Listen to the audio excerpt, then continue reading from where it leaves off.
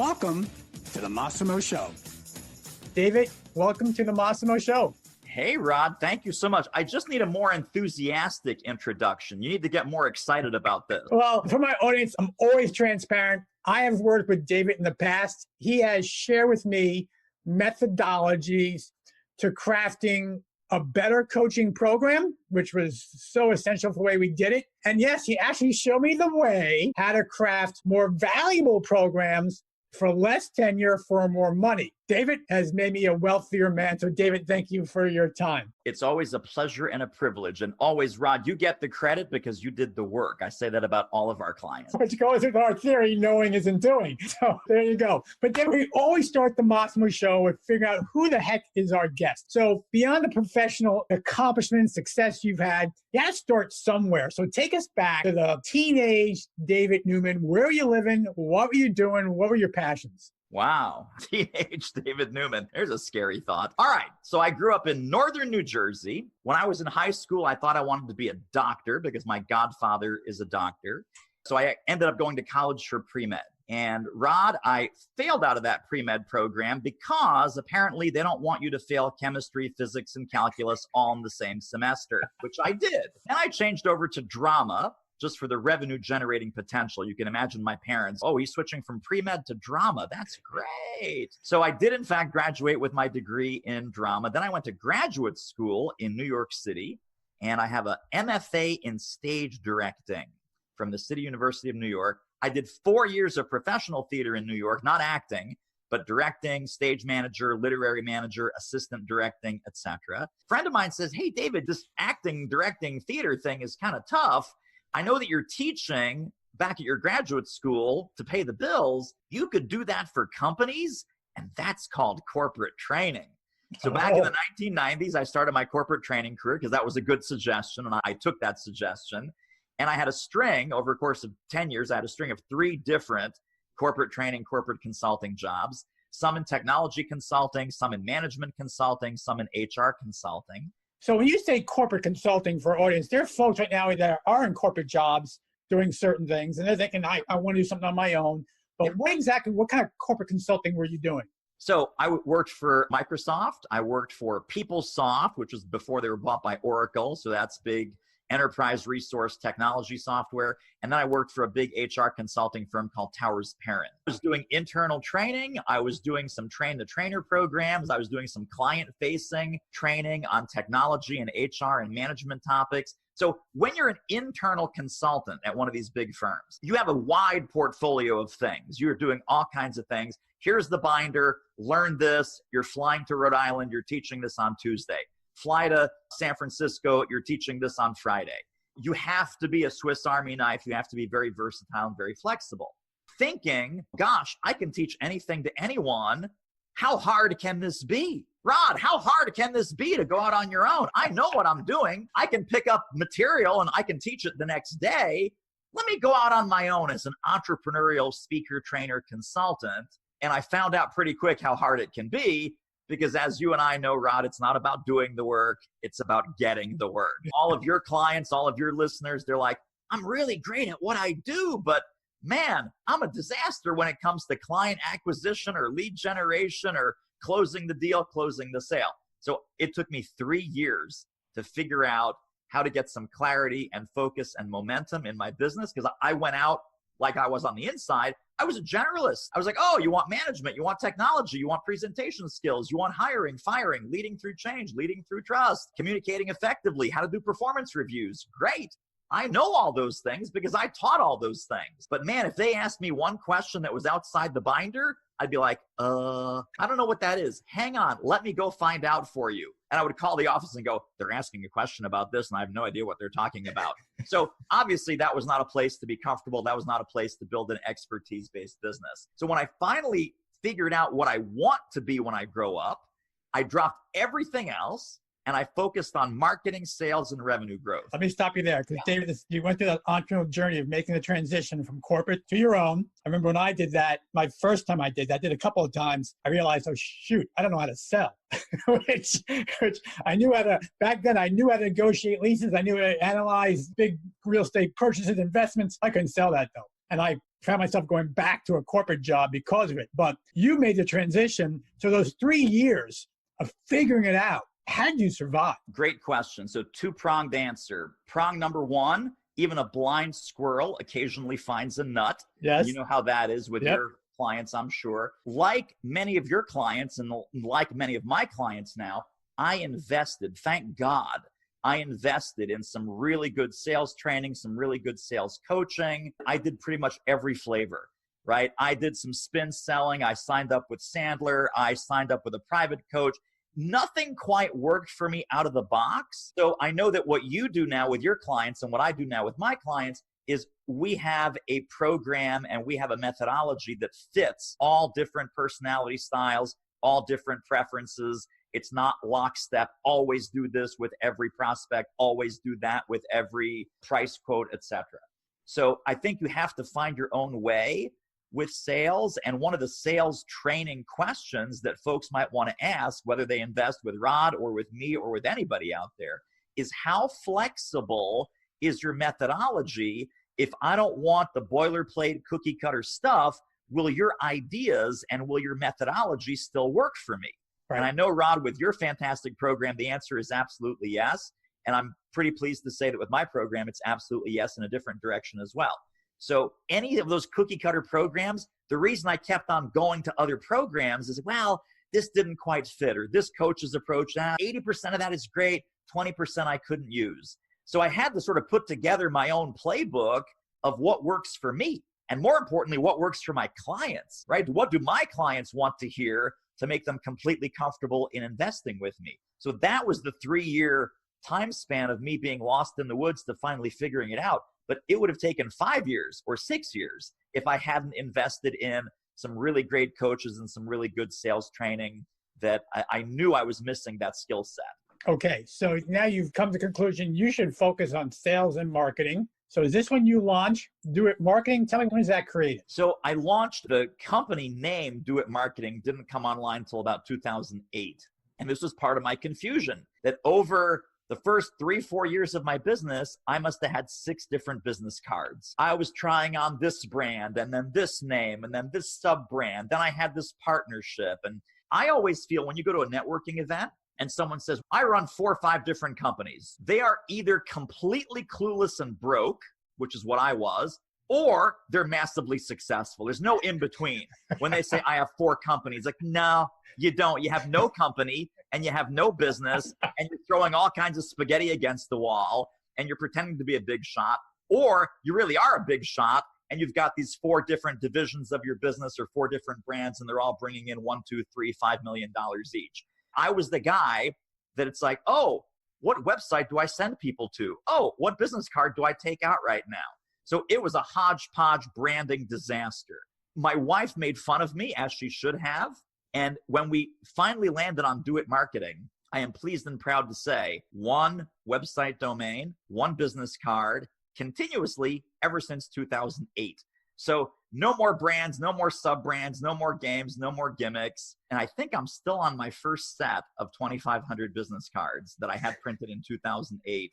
Luckily, they're evergreen. The phone number hasn't changed. The website hasn't changed. The logo hasn't changed. Nothing has changed because I finally found my groove and I finally found my niche. You absolutely did, because you're amazing at your niche. And David, I don't know if you can recall this. I started in 2008. 2009, I actually reached out to you, but I made the mistake that most entrepreneurs make, and I've not made a mistake since, by the way. I said, oh, I can't afford that. I did. I said, I can't afford you, or it's not what I need, or I could do it better, or whatever excuse I gave myself. Like we all give excuses for not getting expert help, right? And of course, we know that I've worked with you since then, and I continue to rely on you for your expertise now. It's a tough decision for people to invest in themselves. It absolutely is. And for you, it's not tough like me, because we invest a lot into getting assistance and experts. We do. So you start marketing this Do It Marketing concept. What was the big break for Do It Marketing? What was the big either client or event? It's funny because we now, but back then I, solo, specialized in thought leadership marketing. Meaning I worked with a lot of consultants and coaches and business book authors and experts and speakers and so forth. My website, however, was a generic small business marketing website. It was. So I had all kinds of leads coming in from all kinds of companies that on the speaking side of my business, I'd be happy to do an hour.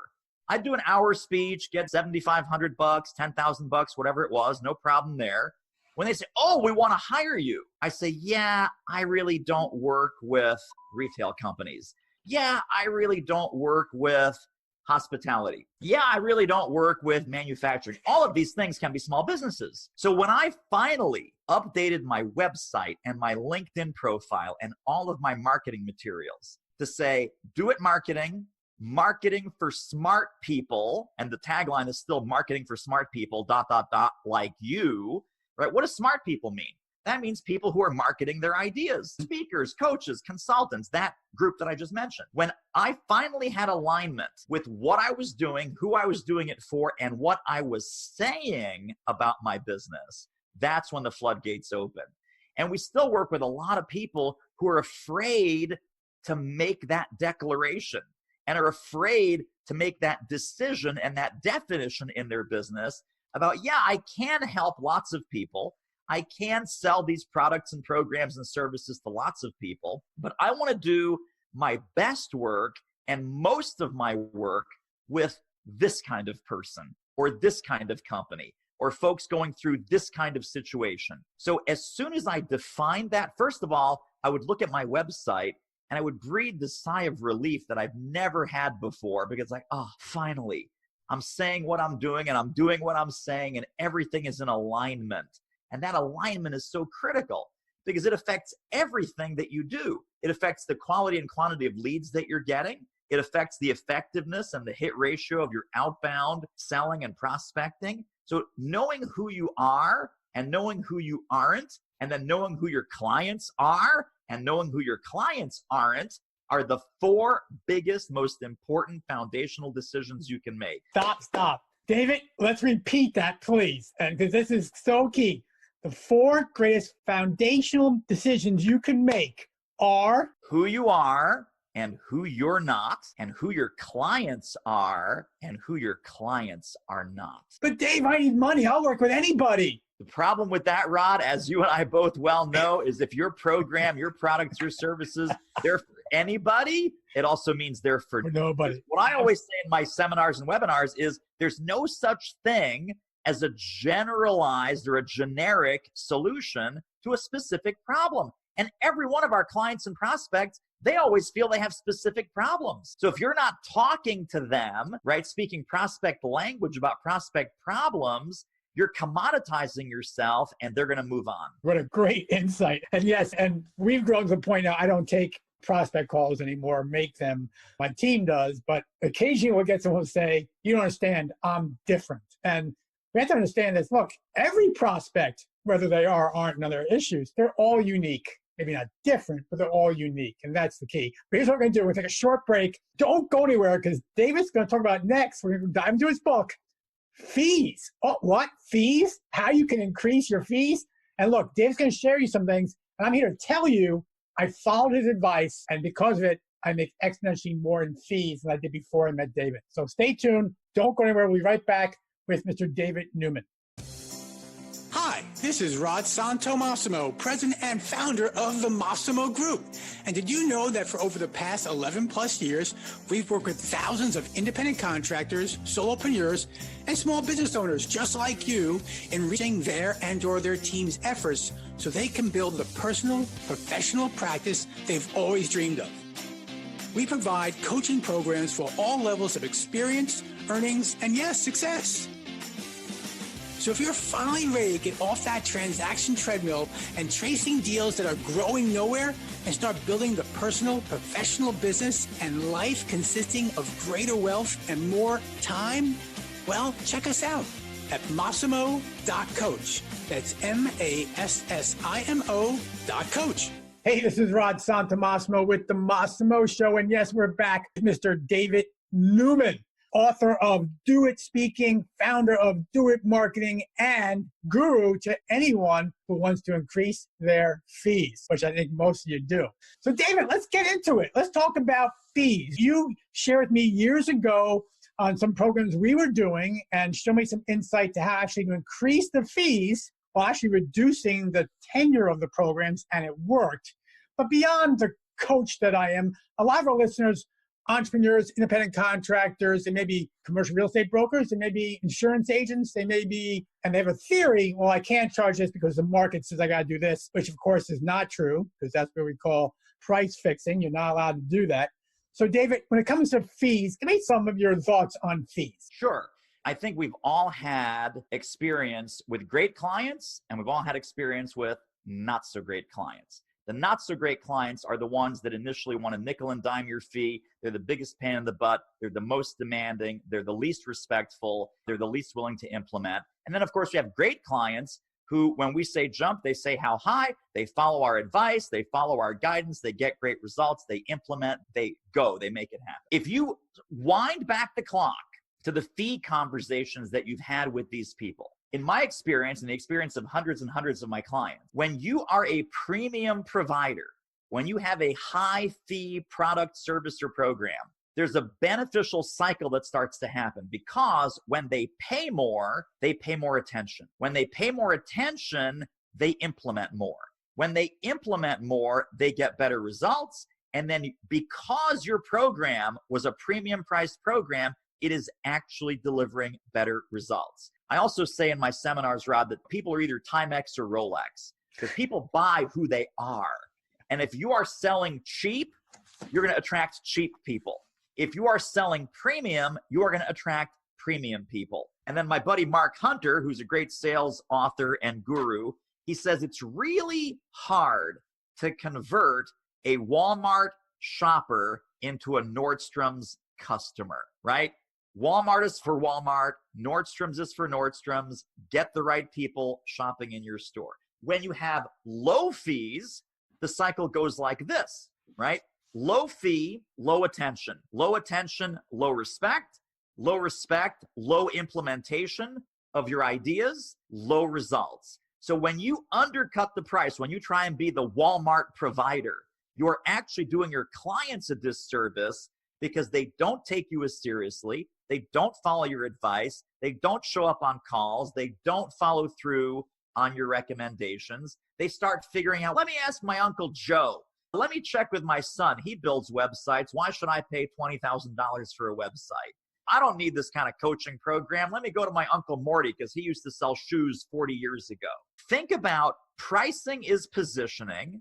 And if you really believe the Rolex and Timex, which I believe because I've seen it happen thousands of times, people buy who they are. There are premium clients right now who are not only willing to pay premium fees, not only able to pay premium fees, they are expecting to pay premium fees. And if you show up too cheap, they will ignore you and they will move on, because they want to buy the best. They want to buy premium.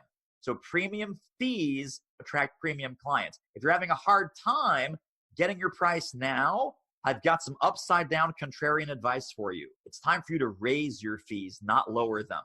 And here's the complaint that you and I hear all the time, Rod. But I'm going to price myself out of the market. Yep. My clients, my prospects can't afford what I have right now. That's right. So you need better prospects. When you price yourself out of the broke market, that's when you price yourself in to the premium market. So much valuable insight there. And more importantly, folks, you apply it. I've applied it. It is true. Two things about, for the lower fees, Dave, I found when I first started out, I can't even share what I was charging because it's so ridiculous. But what happened was, of course, I was flooded with clients when I first started out. But you say, well, it's amazing. No, it's not amazing, because you're no longer working for yourself. Now you have a job, and that job is serving your clients 24/7, and you don't have a life. And beyond that, now you have more operational headaches, more issues, more this, more that. You grabbed a lower, I don't say lower quality, that's the wrong term. What term could I use, David? A lower price, a lower expectation, but they still complain and you still have their issues, is what it is. And as I share, and I believe, if you're lowering your fees, you're going to create more management operational headaches. You are. That Absolutely. Every 3 years we increase our fees. And every 3 years my sales team says, you can't do that. As sales guys, you can't do that. The market will not pay that. And not once have our number of contracts sold decrease. In fact, every year our number of contracts sold increases. Not only does the number of contracts sold increase, because they're paying a higher fee, my income exponentially grows because, and we just did on January 1st, David, this year, we increased our fees by 20% overall on everything. You know what? We're selling. Yeah. So heed the man's advice. It works. So David, fees. Now, you are the expert in speaking. I mean, if you don't listen to David's podcast, and I don't care if you're saying, well, I'm not a speaker. No. It has everything to do with speaking, but everything to do with everything else. So you got to listen to his podcast.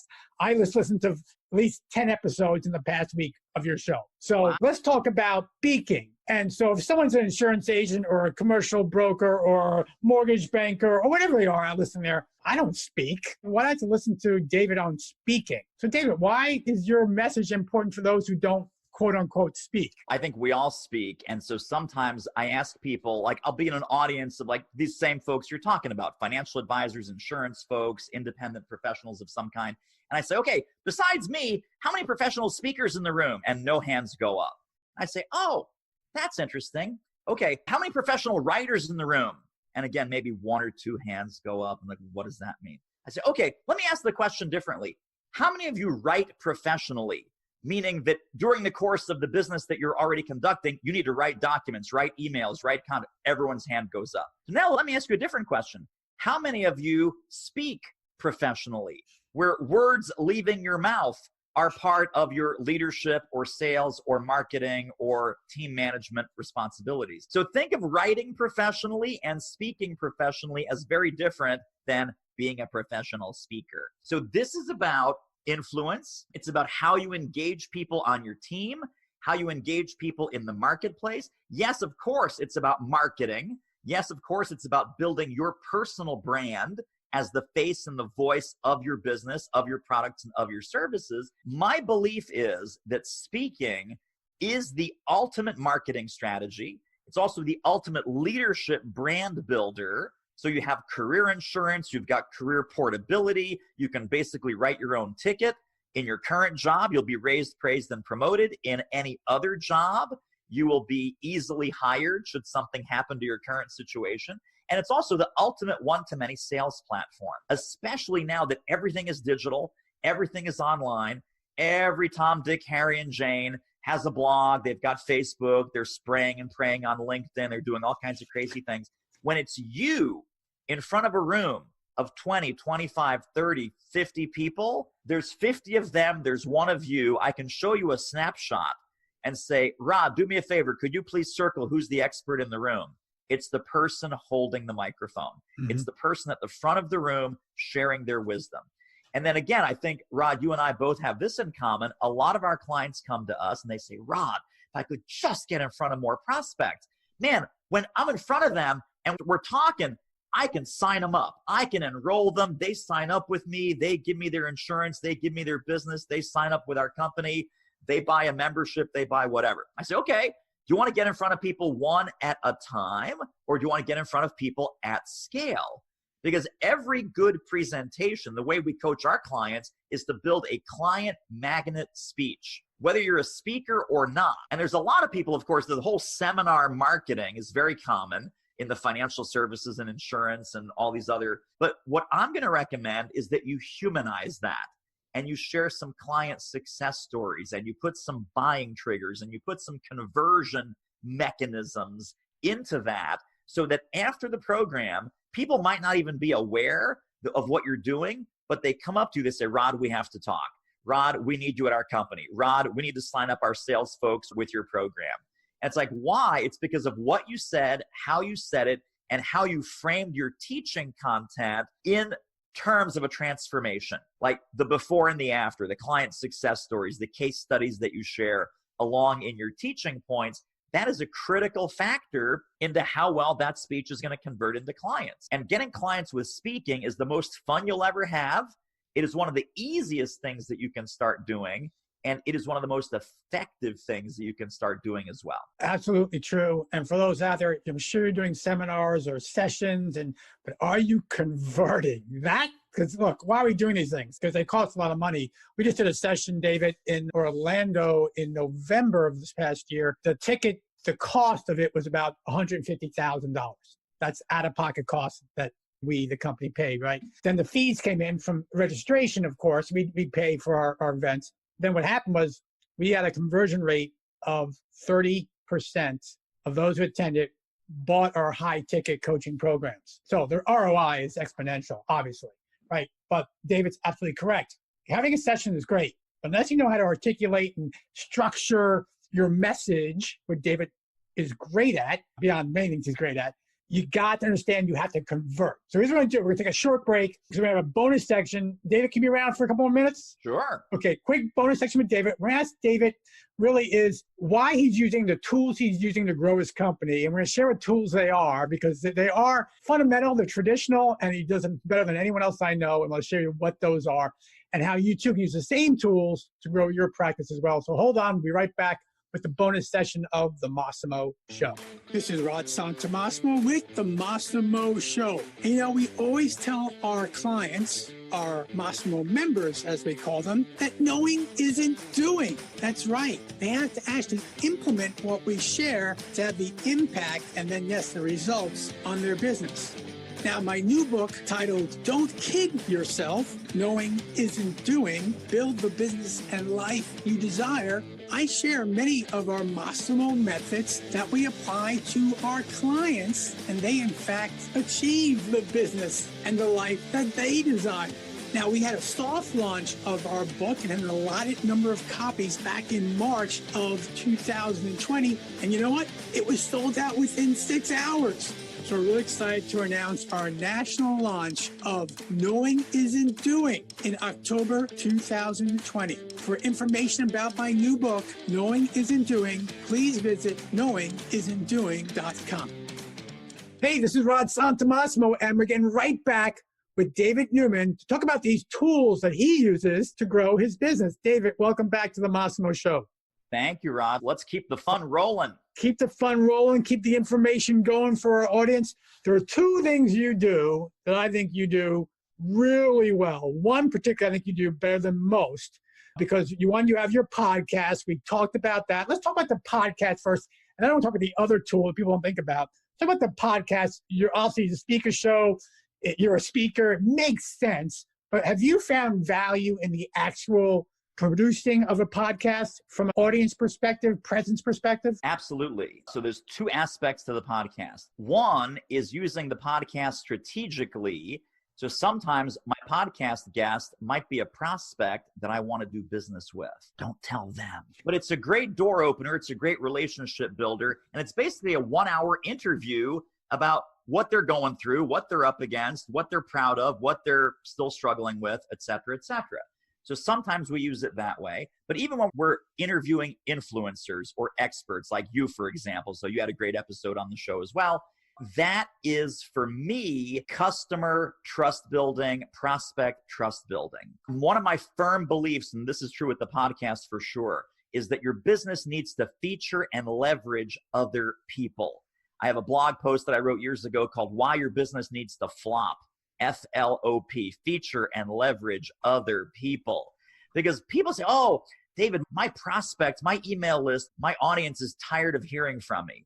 I would argue that your audience is not tired of hearing from you. They're tired of hearing from you about you. But when you bring in other smart people and you can share diverse points of view and different kinds of expertise, above and beyond making it me. Look how smart I am. Here's my content. Here's my ideas. Here's my program. Here's my service. Here's what I do for people.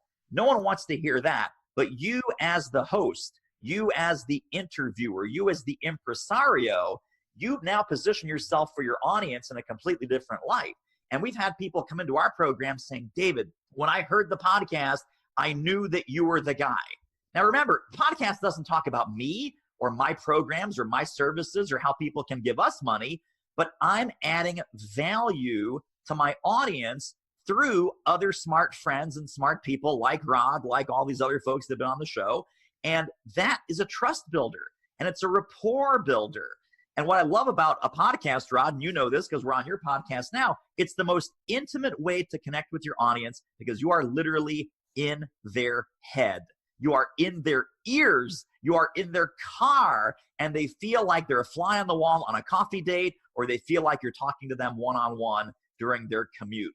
So I think a podcasting strategy, don't do it without a strategy. That's an awful lot of work and can be a huge waste of time if there's no strategy. But if you do it strategically, I think a podcast is one of the best investments you can make in a marketing vehicle. Okay. And for those who are wondering what kind of strategy, let me tell you, the best strategy podcast I've listened to so far was on the Speaker Show. David had a guest who focuses on podcasts, and he outlined structurally how that podcast should go. I've seen David follow it. I follow it.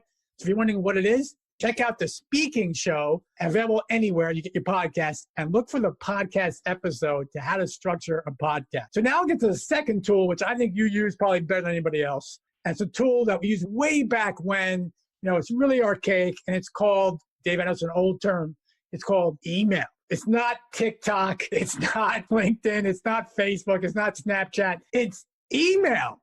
Because you're a writer, you talk about you have to be able to write, you can write really amazing copy which grabs attention, which gets people to read and then engage with you. But not only do you write emails, I'm getting a lot of emails from you recently on a very significant cadence. So a couple of questions, and then we'll let you go. I know your time is valuable. Number one, why email? And number two, can you stand out? What kind of cadence makes sense? So this is why email first and foremost. Sure.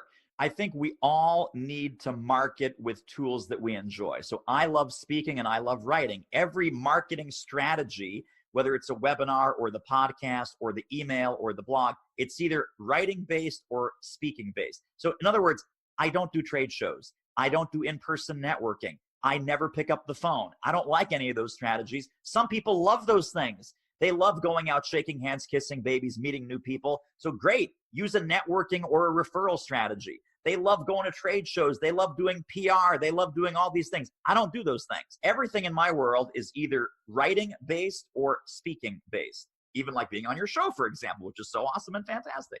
So the email strategy is show up in their inbox. In my case, it's every day. I know that's a lot, but I want to go for my raving fans. I want to go for my hardcore fans. If you don't want email every day, don't sign up, unsubscribe. You're probably not going to get value from it.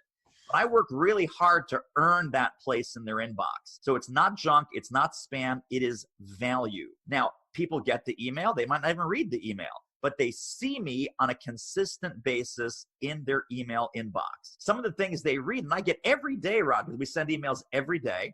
Every day I get a thank you. I get a, oh my God, what an awesome idea. Oh my gosh, I love your emails. You should, I've had people, multiple people say, you should collect these emails and that's your next book. So it's literally, they think it's that good and that valuable and that impactful on their business, on their life. So if you want to own a couple of channels, I can't be everywhere. I'm not going to do, like you said, TikTok, Snapchat, Pinterest, Instagram, Facebook, LinkedIn, etc. I want to be two places. I want to be in your email inbox and I want to be in your Facebook feed. If that's the only place you see me, great. I am going to offer value, invite engagement. I am going to give you so much free value, ideas, templates, tools, scripts, methodologies, frameworks. I'm going to treat you like a king. If you only pay attention to video, I'm probably not going to hit you on YouTube because I don't do a lot with YouTube. If you love podcasts, great. We have an awesome podcast. We're over 125 episodes. I work really hard on that to make sure every single one of those is a value bomb and really delivers the goods for folks. Again, I want to be on email. I want to be on Facebook. What do we send emails about?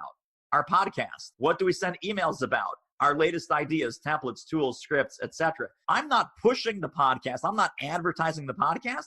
I know that my email stream is going to bring all the listeners that I want to the podcast. We do Facebook ads. We do organic Facebook posts. I work really hard to build communities around all of these things. And I think another thing that people need to pay attention to is don't worry about content so much. Community is the new content. How can you gather your tribe of folks that you want to influence, that you want to help, that you want to serve around some big ideas and some big value that only you can deliver? And so I do that with the folks that love my emails, and I do it with the folks that love what we post on Facebook. And sometimes they hop on a webinar, they hop into a video series, they go other places. Those are just the outposts. I want to own your inbox and own your Facebook feed. And that's why we do the email strategy. Incredible, amazing. Because I'm going to tell you, folks, I don't regret much, but I will say this. A recent regret, because I'm launching my new book in the next few months, was I didn't save every one of Newman's emails that he sent me about his book. That would have been the smart thing to do, and said I can craft emails from what I learned from David. David, I'm going to have to give you one final question. I know I promised you'd be done. But look, people are saying, wait a minute, this guy shares scripts, content, ideas. He's giving away the farm. As you know, since you've read my book, you're a preview reader, thank you. I'm giving away much of my content as well in the book. I'm saying, hey, guys, this is what we do and how we do it. Why are we giving stuff away? It seems like that's counterintuitive to charging high fees for what we do. So this is my concept that I call happy meal marketing, that when people buy from us, they get a beautiful 7-course meal.